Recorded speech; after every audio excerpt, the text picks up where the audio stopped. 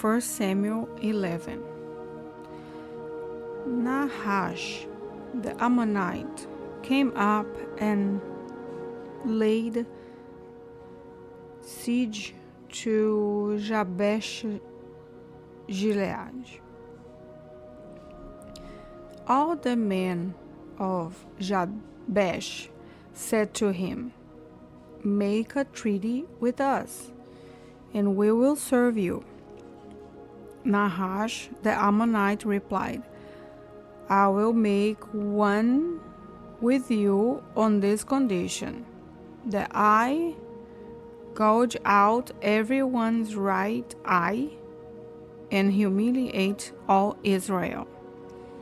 Don't do anything to us for 7 days." The elders of Jabesh said to him, "And let us send messengers throughout the territory of Israel. If no one saves us, we will surrender to you." When the messengers came to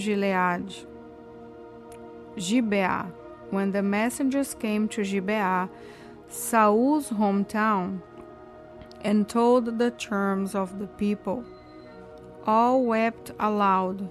Just when Saul was coming in from the field behind him, Ocean, "What's the matter with the people? Why are they weeping?" Saul inquired, and they repeated to him the words of the man from Jabesh. When Saul heard these words, the Spirit of God suddenly came powerfully on him, and his anger burned fiercely. He took a team of oxen, cut them in pieces, and sent them throughout the territory of Israel by messengers who said, "This is what will be done to the ox of anyone who doesn't march behind Saul and Samuel." As a result, the terror of the Lord fell on the people, and they went out united. Saul counted them at Bezek. There were 300,000 Israelites and 30,000 men from Judah. He told the messengers who had come, "Tell this to the men of Jabesh Gilead. Deliverance will be yours tomorrow by the time the sun is hot." So the messengers told the men of Jabesh, and they rejoiced. Then the men of Jabesh said to Nahash, "Tomorrow we will come out, and you can do whatever you want to us." The next day, Saul organized troops into 3 divisions. During the morning watch, they invaded the Ammonites' camp, slaughtered them until the heat of the day. There were survivors, but they were so scattered that no 2 of them were left together. Afterward, the people said to Samuel, "Who said that Saul should not reign over us? Give us those men so we can kill them."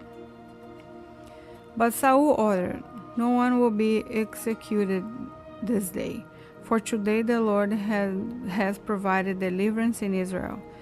Then Samuel said to the people, "Come, let's go to Gilgal, so we can renew the kingship there." So all the people went to Gilgal, and there in the Lord's presence they made Saul king. There they sacrificed fellowship offerings in the Lord's presence, and Saul and all the men of Israel rejoiced greatly. 1 Samuel 12. Then Samuel said to all Israel, I have gratefully listened to everything you said to me and placed a king over you. Now, you can see that the king is leading you. As for me, I'm old and gray, and my sons are here with you. I have led you from your youth until now. Here I am. Bring charges against me before the Lord and his anointed. Whose ox or donkey have I taken? Who have I wronged or mistreated? Who gave me a bribe or to overlook something? Bribe to overlook something. I will return it to you. You haven't wronged us, you haven't mistreated us, and you haven't taken anything from anyone, they responded. He said to them, the Lord is a witness against you and his anointed, as a witness today that you haven't found anything in my hand. He is witness, they said. Then Samuel said to the people, the Lord who appointed Moses and Aaron and who brought your ancestors up from the land of Egypt is a witness.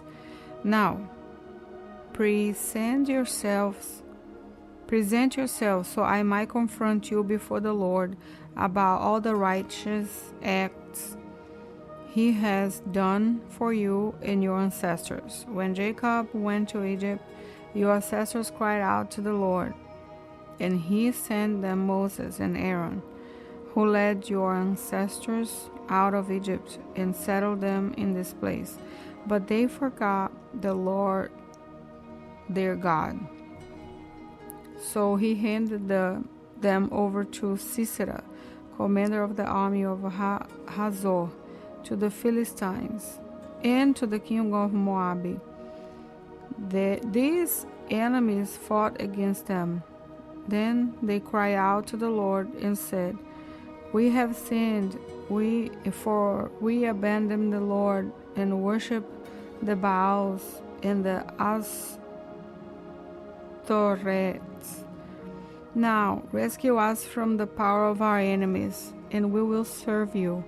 So the Lord sent Jerubbaal, Barak, Jephthah, and Samuel.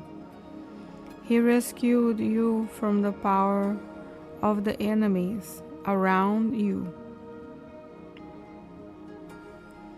and you lived securely. But when you saw that Nahash, king of the Ammonites, was coming against you, you said to me, no, we must have a king reign over us, even though the Lord your God is your king. Now, here is the king you have chosen, the one you requested. Look, this is the king the Lord has placed over you. If you fear the Lord, worship and obey him, and if you don't rebel against the Lord's command, then both you and the king will reign over you, will follow the Lord your God. However, if you disobey the Lord and rebel against his commands, the Lord's hand will be against you as it was against your ancestors. Now, therefore, present yourselves and see this great thing that the Lord will do before your eyes. Isn't the wheat harvest today? I will call on the Lord, and he will send thunder and rain, so that you will recognize that what an immense evil you committed in the Lord's sight by requesting a king for yourself. Samuel called on the Lord, and on that day the Lord sent thunder and rain. As a result, all the people greatly feared the Lord and Samuel. They pleaded with Samuel, pray to the Lord your God for your servants, so we don't die, for For we have added all to all our sins the evil of requesting a king for ourselves.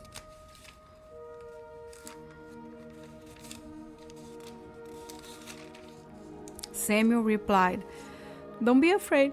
Even though you have committed all this evil, don't run away from following the Lord. Instead, worship the Lord with all your heart. Don't turn away to follow worthless things that can't provide or rescue you. They are worthless. The Lord will not abandon his people because of his great name and because he has determined to make you his own people. As for me, I vow that I will not sin against the Lord by ceasing to pray for you. I will teach you the good and right way. Above all, fear the Lord and worship him faithfully with all your heart. Consider the great things he had done for you. However, if you continue to do what is evil, both you and your king will be swept away." First Samuel 13. Saul was 30 years old when he became king, and he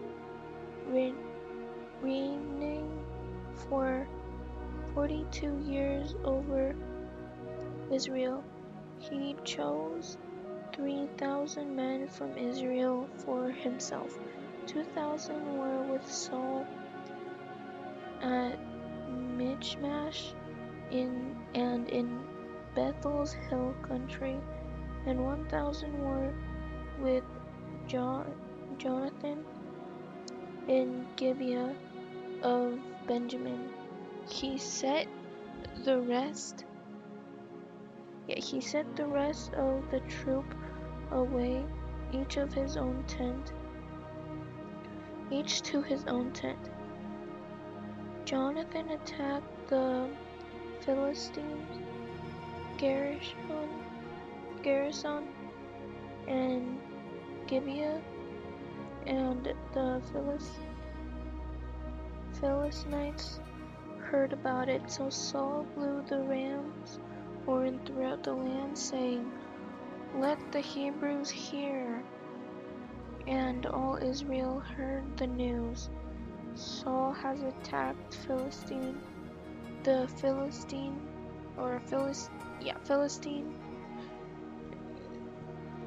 garrison, and Israel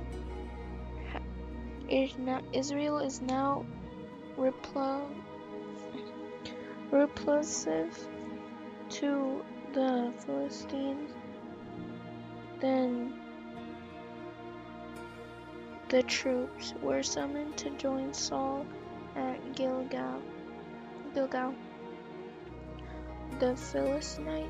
Philistines also gathered to fight against Israel. 3,000 chariots, 6,000 horsemen, and troops as numerous as the sand on the sea shore. They went up and camped at Michmash, east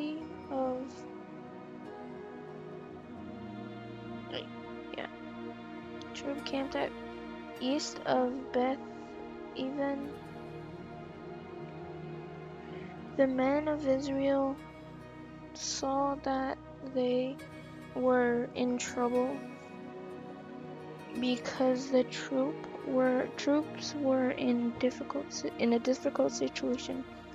They hid in caves and thickets among rocks, and in holes. The city Christians, some Hebrews, even crossed the Jordan to the land of Gad and Gilead.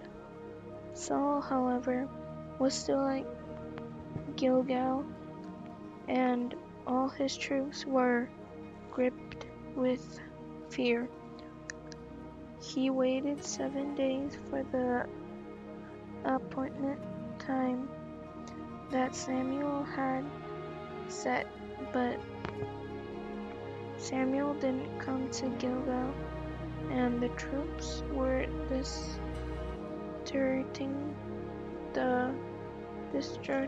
him. So Saul said, "Bring me the burnt offering and the fellowship offering."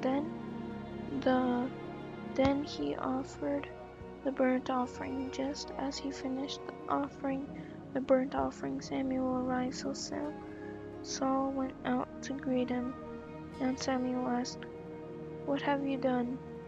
Saul answered, "When I saw the troop were distracting me, you didn't come within the appointed days, and the Philistines were gathering at Michmash. I thought, the Philistines will now descend to me in Gilgal, and I haven't sought the Lord's favor, so I forced myself to offer the burnt offering." Samuel said to Saul, "You have been foolish. You have not kept the command the Lord your God gave you." It was at this time that the Lord would have permanently established your region over Israel, but now your region will not be endured. The Lord has found a man after his own heart, and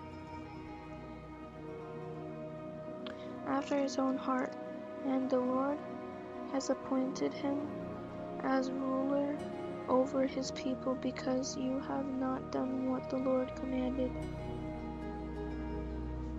Then Samuel went from Gilgal to Gibeon in Benjamin. Saul registered the troop who were with him, about 600 men, Saul and his son Jonathan, and the troops who were with them were staying in Gibeah of Benjamin.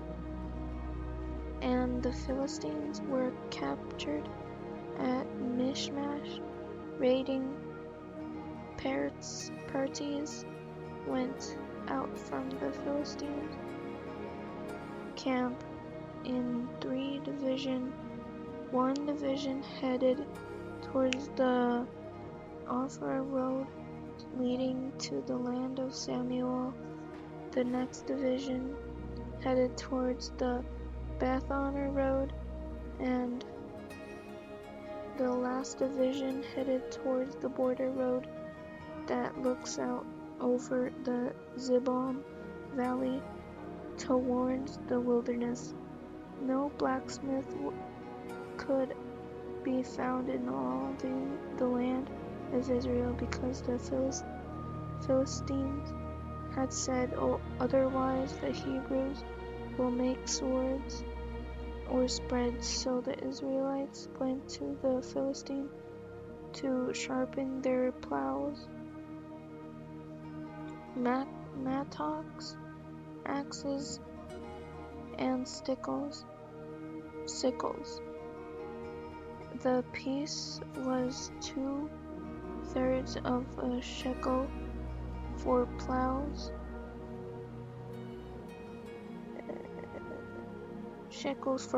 and